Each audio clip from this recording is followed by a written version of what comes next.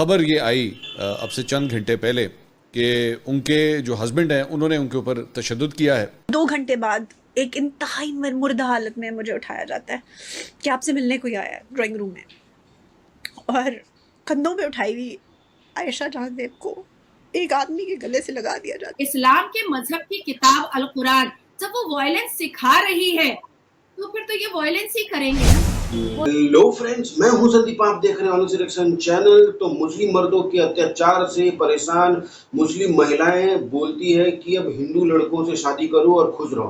तो चलिए देखते हैं ये वीडियो क्या है। मैं अपना रिएक्शन वीडियो के एंड में दूंगा। आयशा जहांजेब को उनके शौहर ने मुबैना तशद्दुद का निशाना बना डाला। आयशा जहांजेब के हवाले से खबर ये आई अब से चंद घंटे पहले कि उनके जो हस्बैंड हैं उन्होंने उनके ऊपर तशद्दुद किया है। 2 घंटे बाद एक इंतहाई मुर्दा हालत में मुझे उठाया जाता है कि आपसे मिलने कोई आया है ड्राइंग रूम में, और कंधों पे उठाई हुई आयशा जहांदेब को एक आदमी के गले से लगा दिया जाता है। इस्लाम के मजहब की किताब अल कुरान जब वो वायलेंस सिखा रही है तो फिर तो ये वायलेंस ही करेंगे ना। बोला था मैं तुझे तलाक देता हूँ, तलाक तलाक कह के मुझे छोड़ के भाग गया। क्या मैं मुस्लिम हूँ इसलिए मेरे साथ हो रहा है? अगर हिंदू होती तो शायद नहीं होता है।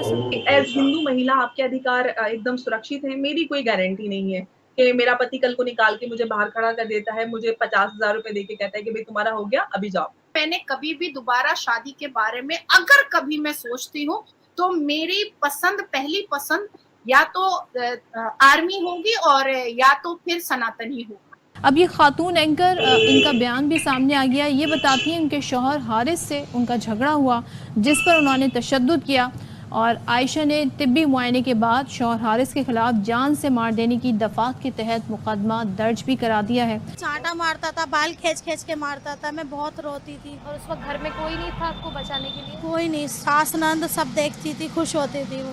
मैं उसके पाँव पकड़ लिए, फैसल जी आप अपनी गलतियाँ सुधार लो, आप ऐसे मत करो। कह रहा नहीं मैं दूसरी शादी करूंगा। तू रोक के दिखा, कैसे रोकेगी तू मुझे? इस्लाम में तो 4 शादियों की इजाज़त है और हमें शादियां लाजमी एक पे नहीं रहना चाहिए, ज़्यादा करनी चाहिए। तो क्या हमारे अल्लाह के नबी ने भी इसकी तरकीब दी है। ये पाकिस्तानी जाहिल है, उनको कुछ नहीं अकल कि क्या करना है क्या नहीं ना। बस उनको यही है कि बस बच्चे ही पैदा करने हैं और ना कुछ काम करना है ना कुछ करना है। बच्चे पैदा करके ऐसे ही छोड़ देते हैं। मतलब उनको नहीं पता कि कैसे पालना है बच्चों को। बंदा दो करे और उनको अच्छी तरबियत दे ताकि वो आगे बढ़ के कुछ कर सकें। ये नहीं है कि आप करते जाओ, क्या फ़ायदा। जब एक अल कुरान, जब एक 30 पारा, जब एक इस्लाम और मजहब की किताब आपको अश्लीलता सिखा रही है, आपको उसकी दिशा बता रही है, तो ये तो अश्लीलता करेंगे ना। दोस्तों, जैसा कि अभी आपने वीडियो में देखा कि किस तरह मुस्लिम महिलाएं शादी के बाद उन पर होने वाले अत्याचार की आप बीती बता रही हैं कि किस तरह शादी के बाद उनके पति पहले मारपीट करते हैं और फिर तलाक तलाक कहकर दूसरी शादी करने के लिए अपनी बीवी को घर से बाहर फेंक देते हैं। मुस्लिम महिलाओं को आज़ादी काफ़ी कम दी जाती है। पहले इन्हें अपने ही घर की 4 दीवारी में रखा जाता है। अगर बाहर जाती हैं तो बुर्का पहनना पड़ता है। शादी के बाद इनकी ये आज़ादी भी छीन ली जाती है और फिर ऊपर से 3 तलाक, घरेलू हिंसा और 4 शादी का डर उन्हें पूरी जिंदगी सताता है। और अगर एक मुस्लिम मर्द एक से ज़्यादा शादी करना चाहे तो इस बात की आज़ादी खुद इस्लाम उन्हें देता है। दोस्तों, आज के पढ़े लिखे हिंदू मर्द अपनी बीवियों की बहुत इज्जत करते हैं और हिंदू महिलाओं को ये डर भी नहीं होता कि उनका पति उन्हें छोड़कर दूसरी शादी कर लेगा या बच्चा पैदा करने की मशीन बना देगा, क्योंकि हिंदुओं में ऐसा नहीं होता। इसीलिए मुस्लिम लड़कियां भी आज के समय हिंदू मर्द चाहती हैं और आज इसी पर हम पाकिस्तानी मीडिया का रिएक्शन देखने वाले हैं। तो इसीलिए आप इस वीडियो को आखिर तक जरूर देखना और अगर आपको वीडियो अच्छा लगे तो वीडियो को लाइक और चैनल को सब्सक्राइब करना बिल्कुल भी मत भूलना। अब ये खातून एंकर, इनका बयान भी सामने आ गया। ये बताती हैं उनके शौहर हारिस से उनका झगड़ा हुआ जिस पर उन्होंने तशद्दुद किया, और आयशा ने तिब्बी मुआयने के बाद शौहर हारिस के खिलाफ जान से मार देने की दफात के तहत मुकदमा दर्ज भी करा दिया है। FIR के मुताबिक आयशा जहांजेब ने पुलिस को बताया कि शौहर ने झगड़े के दौरान तशद्दुद को निशाना बनाया, जान से मारने की धमकियां दी, बच्चों को भी तशद्दुद का निशाना बनाता रहा। और उन्होंने कहा ये एक बार नहीं हुआ, ये कई अरसे से उनके साथ ये तमाम तर सिलसिला जारी था।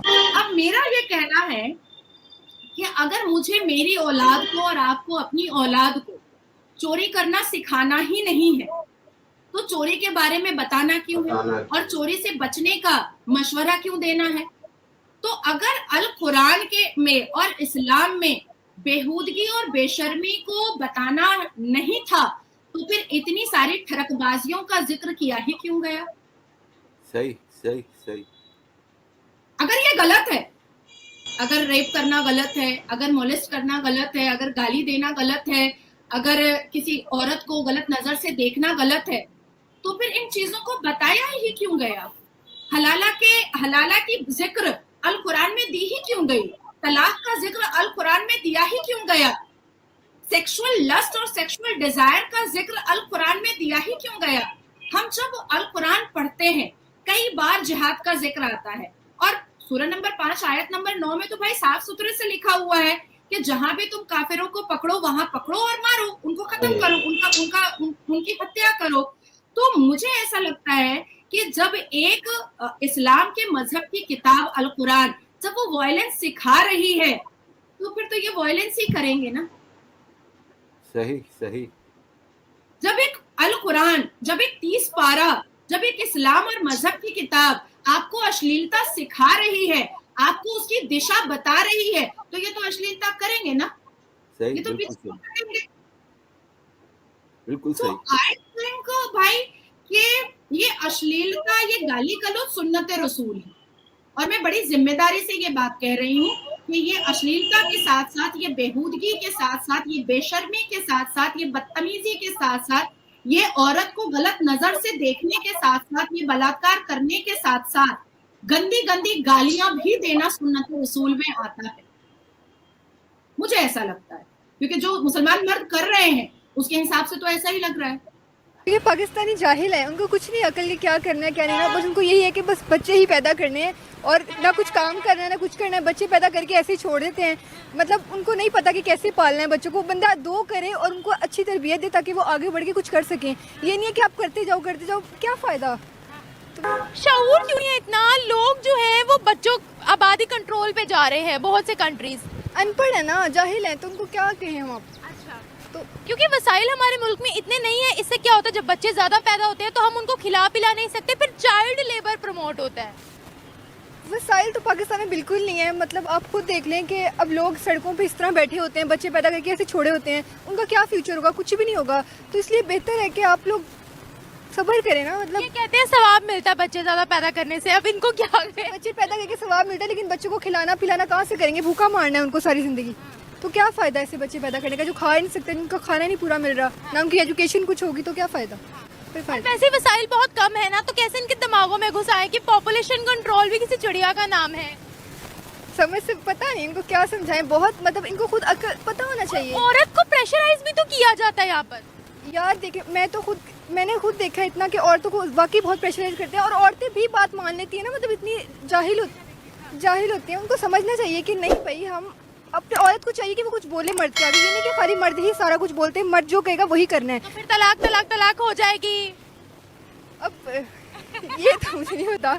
एज हिंदू महिला आपके अधिकार एकदम सुरक्षित हैं। मेरी कोई गारंटी नहीं है कि मेरा पति कल को निकाल के मुझे बाहर खड़ा कर देता है, मुझे 50,000 रुपए दे के कहता है कि भाई तुम्हारा हो गया अभी जाओ, या 4 शादियां कर लेता है, या फिर वो कुछ भी करता है। मेरी कोई सिक्योरिटी नहीं है। कल मेरी मेंटेनेंस या मेरे खर्चा या बच्चों का खर्चा, किसी चीज की कोई जिम्मेदारी नहीं है। और साथ ही सक्सेशन या अडॉप्शन की बात करते हैं तो उसका भी अधिकार नहीं है।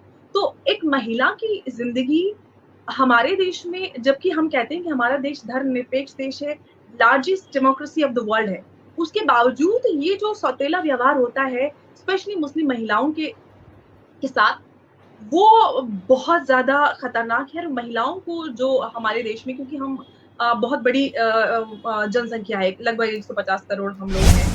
तो फाइनली गाइस, वीडियो आपने देखा, तो जिसके मजहब में ये सारी चीज़ें लिखी रहेंगी कि ये हलाला करना है, तीन तलाक है और शादियां में शादियां करनी है, बच्चे में बच्चे पैदा करनी है, तो भाई वो सारे लोग तो करेंगे ही करेंगे जहां तुम्हारा मजहब ही ये चीज़ सिखा रहे हैं कि ये चीज़ करो। तो मुझे समझ में नहीं आता है कि अब लोगों से, अब इन जैसे लोगों से तुम क्या उम्मीद कर सकते हो कि नहीं ये बहुत ज़्यादा अच्छा बिहेव करेंगे औरतों के साथ और उनका रिस्पेक्ट करेंगे, क्योंकि इनको ये बताया ही जा रहा है, इनको ये पढ़ाया ही जा रहा है। और 4 शादी करना, ये सूअर के जैसे बच्चे में बच्चे, कुत्ते के बच्चे जैसे, वो कुत्ते एक बार में 10-12 बच्चे देते हैं, सेम वैसे ही बच्चे पैदा करना, ये तो कहीं का भी, ये तो सही वो नहीं है, ये तो जाहिलानापन है। और सबसे बड़ी बात है कि इन लोगों में सबसे ज़्यादा लिटरेसी रेट सबसे कम है। क्यों? क्योंकि भाई ये कुत्ते बिल्ली के जैसा बच्चा पैदा करेंगे, 10-10, 12-12, 15-15 बच्चा पैदा करेंगे, तो पढ़ाएंगे क्या, खिलाएंगे क्या? तो वो जाहिर सा बात है कि वो पंचर साटने वाला बनेगा और वो चोर डकैती बनेगा, रेपिस्ट बनेगा। सो फ्रेंड्स, आपकी क्या राय है मुझे कमेंट करके बताओ। मेरे चैनल में न्यू है तो मेरे चैनल को सब्सक्राइब करो, मैं इसी तरीके की इंटरेस्टिंग वीडियो लाता रहता हूँ। सो मिलते हैं नेक्स्ट वीडियो में। सो अभी के लिए बाय।